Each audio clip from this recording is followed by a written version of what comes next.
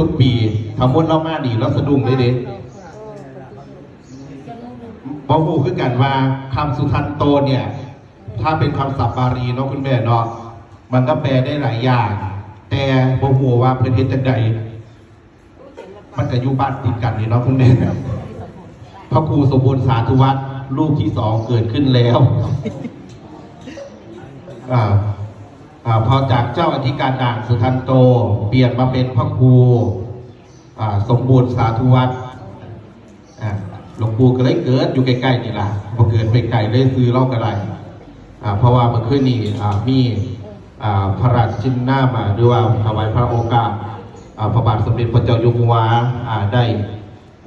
แถลงออกมาแล้วก็คือเรื่องทรงสมณศักดิ์มีขับเคลื่อน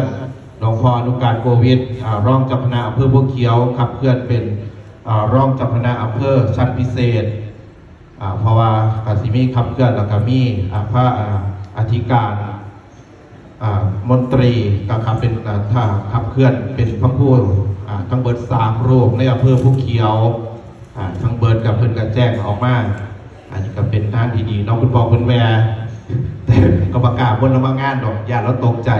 อุทิศเพื่อเดชให้เด็กหลวงปู่สมบูรณ์สาธุวัฒน์น้องคุณแม่